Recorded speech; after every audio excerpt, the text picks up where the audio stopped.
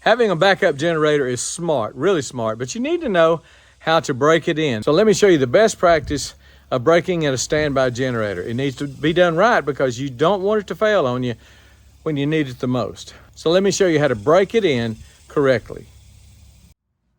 Let me show you how I'm breaking in this Westinghouse WGN 9500 TFC, which means tri-fuel generator. This one will run on gasoline, propane, or natural gas.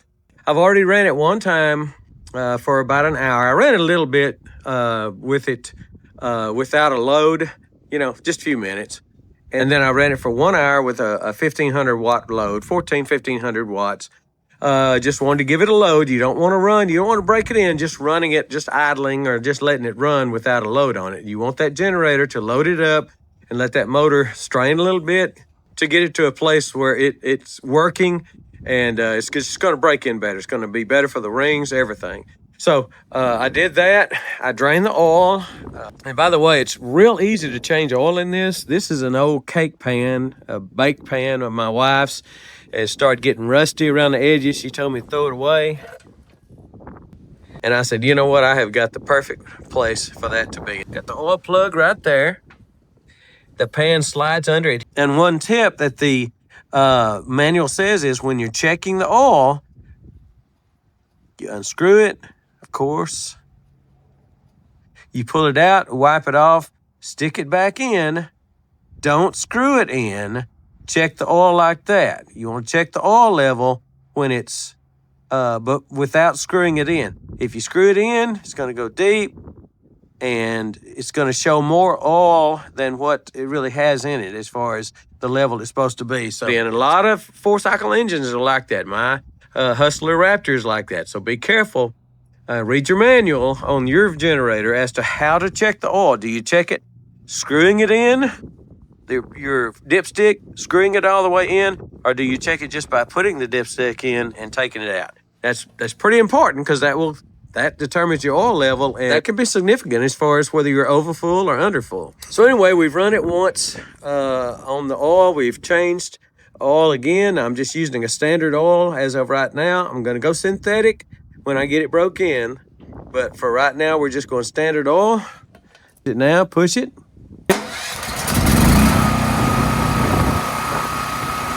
And we're going to let it run for about an hour and then change the oil again. We'll come back then.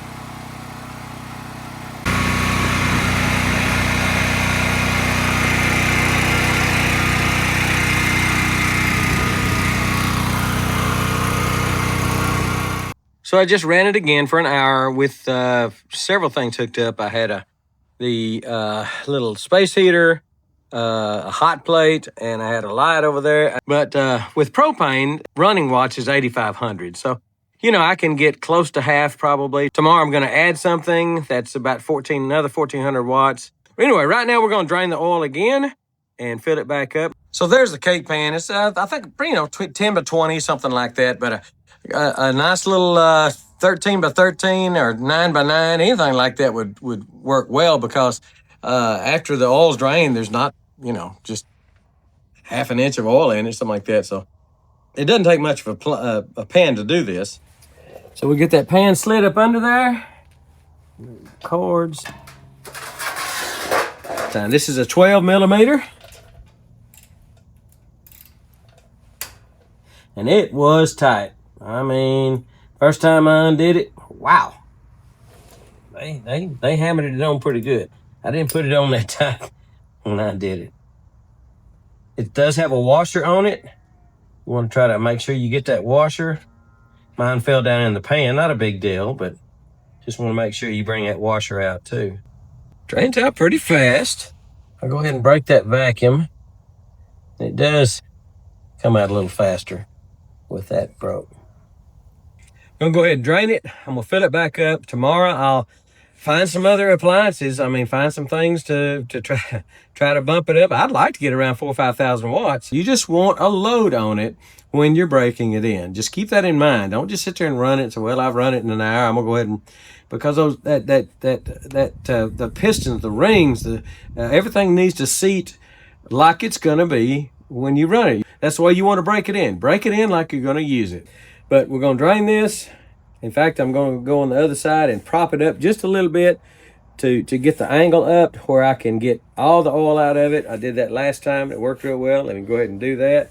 I noticed last time when I did that, I got more oil out of it. It started running a little bit more. So it's about an inch taller on that side. And you can see, if you can see, I hope you can, it's starting to drip a little more. So I'm getting a little bit more oil out of it. And I'll do that the next time. Again, tomorrow, I'll load it up best I can and do it again. All right, so we're gonna go ahead and put the plug back in. Pull that out, and we'll start filling it up. But you don't want to overfill, you don't want to underfill. And when I check it, I do want to take these boards out because I want to check it with it on level ground. So I'll take those out now.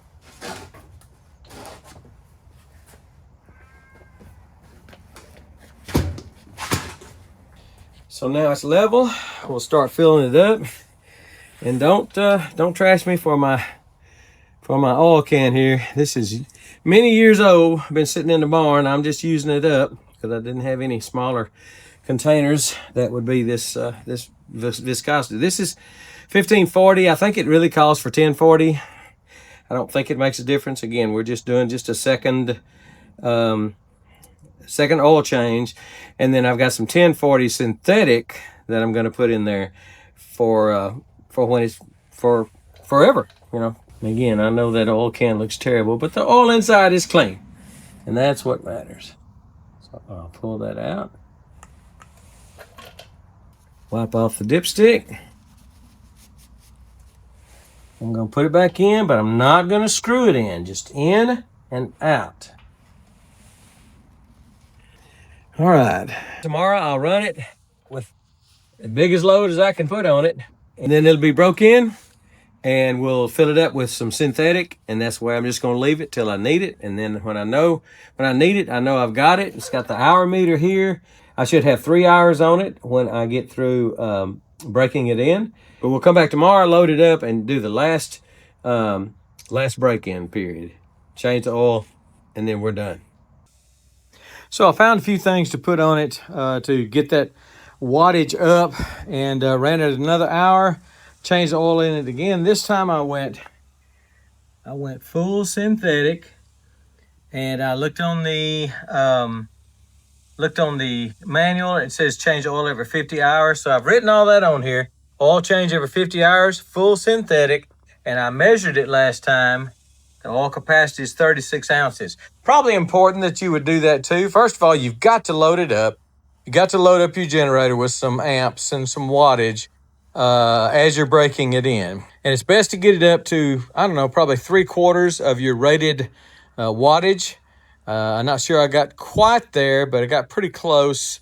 And then change the oil for the last time. I don't know anybody that recommends full synthetic the very first time you put oil in it. I think most people say do it the third oil change. So that's what I did. Oil change every 50 hours now.